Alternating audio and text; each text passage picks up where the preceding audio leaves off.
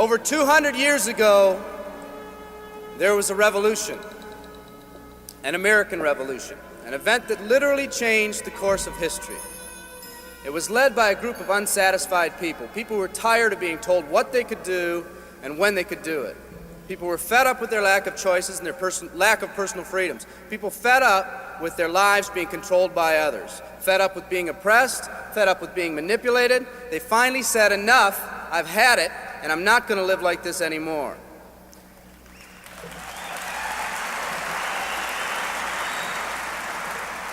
Our ancestors were people that took full responsibility for what happened to them. It was that spirit that ignited a country and formed what is now a giant in the free world. I have a question for you.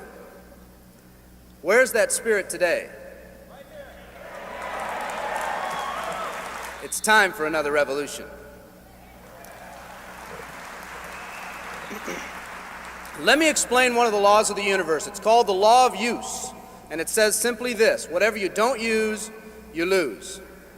Lack of use causes loss. Ambition unused declines. Faith unused decreases.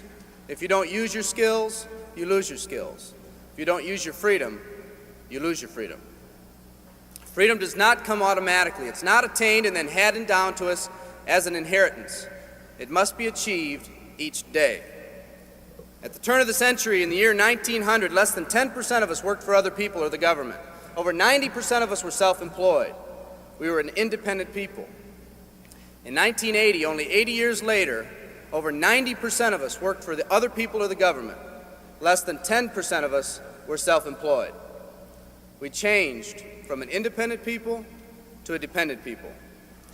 We'd slowly shifted from a people who took full responsibility for everything that happened to them to a people who've become talented and practiced at the art of blaming others for their problems.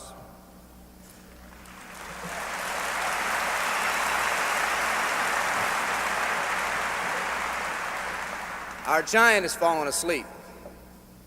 Our forefathers didn't say, who's going to take care of me? They simply said, all I ask is the opportunity to be free and the ability to take care of myself and my family. Today, we elect officials who will, quote unquote, take care of us.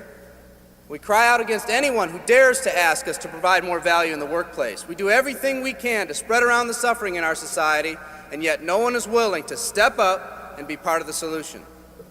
We've slowly changed from a society that compensates based on value to a society that compensates based on entitlement and seniority. What we've come to believe is our due.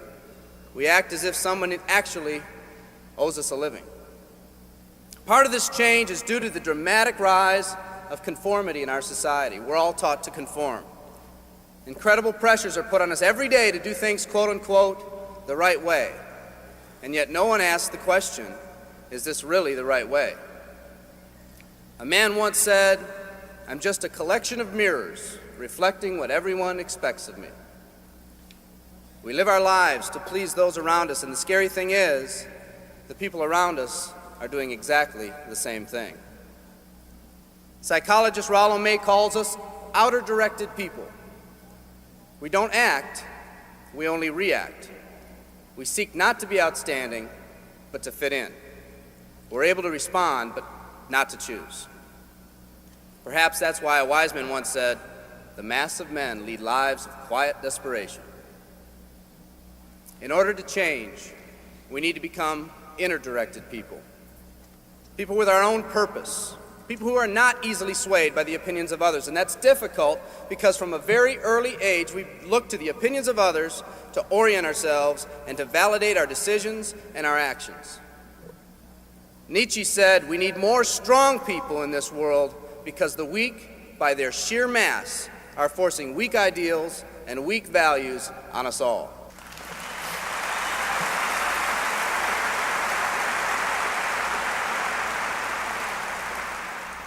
Today's massive social and economic changes are waking this slumbering giant. Some people may not be ready right now for the changes happening today in today's society. It doesn't matter if they're ready or not. An old proverb says, if a man wants his dreams to come true, he must first wake up.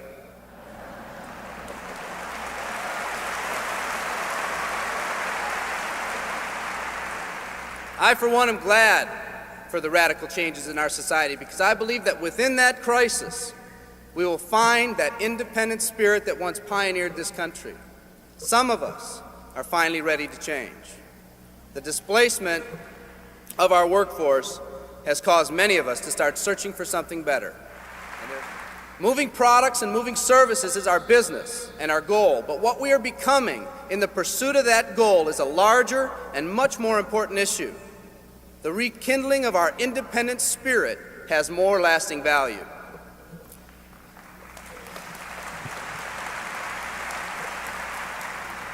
There's no more noble a business than the business that encourages the development of people.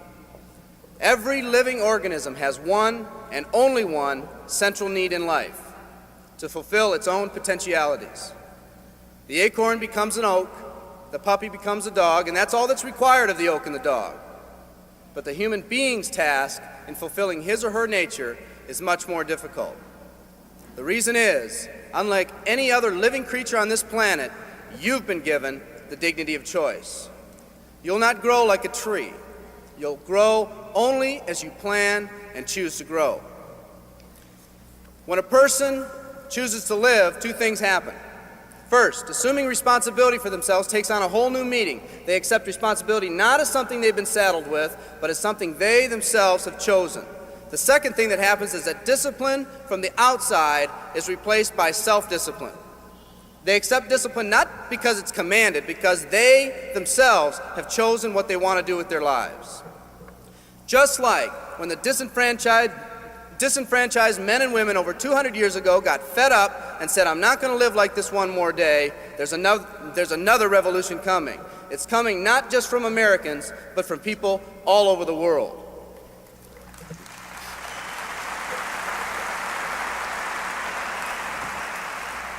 It's coming from people who've been oppressed in meaningless jobs, from people who've been unjustly held back, from people who've been slighted or ignored, from people who've had their hopes crushed time and time again by the circumstances around them, from people who've been playing in a game where the rules weren't the same for everyone, from people whose dreams have almost died by the methodical dripping of negative and pessimistic forces, people who've just been waiting for the right opportunity to present itself, an opportunity that they could hold on to, believe in, a place where people believed in them. I hear the rumbling of this coming revolution every day. The old rules are changing, and society is finally ready for that change. Will people try to persuade you not to rise up? Yes, they will, and sometimes with the best of intentions. But we must fight anyone or anything that tries to influence us against our freedom. And they'll try. Believe me, they'll try.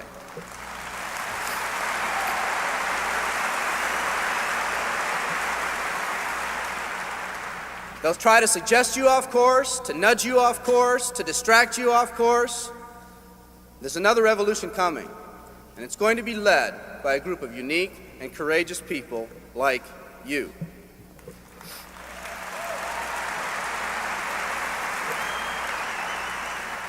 People who've had it with the way things are. People who've picked out their mountain in life and said, "I'm going to the top." And if someone tells you you can't climb mountains, you don't have any experience. You tell them, "I'm going to the top."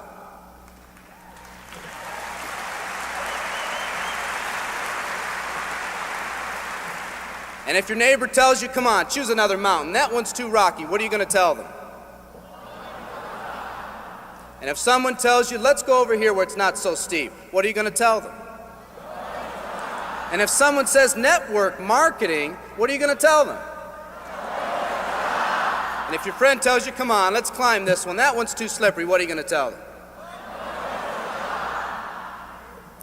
If anyone tells you you can't go up, it's too rocky, too steep, too slippery, you say, "Listen here, I'm going up. You're either going to see me waving from the top or dead on the side. I'm not coming back."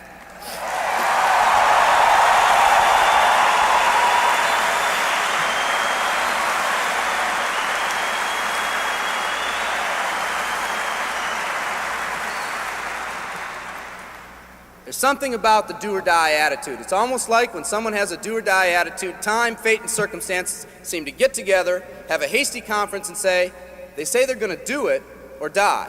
We might as well let them have it.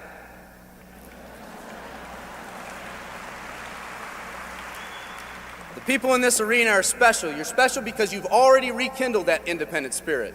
You've already said that you're not going to conform to negative pressures around you. You've all said enough, I've had it, and I'm not living like this anymore.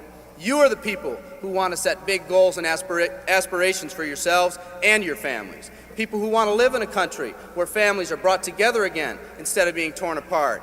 People who want a country where once again owning your own business and controlling your own destiny is commonplace.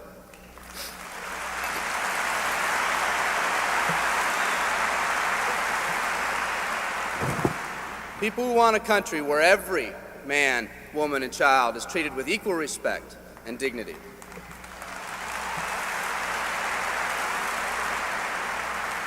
People who will pay any price so their families will not live with the legacy of maxed out credit cards and unfulfilled promises.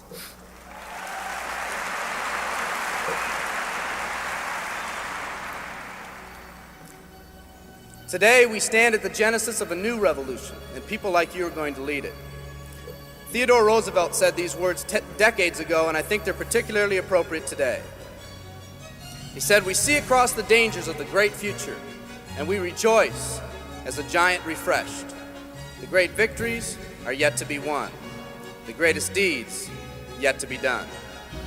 I've dreamt of a company that can give us the opportunity to make these dreams come true by allowing us all to fulfill our own true potential. I love you all. Thank you very much."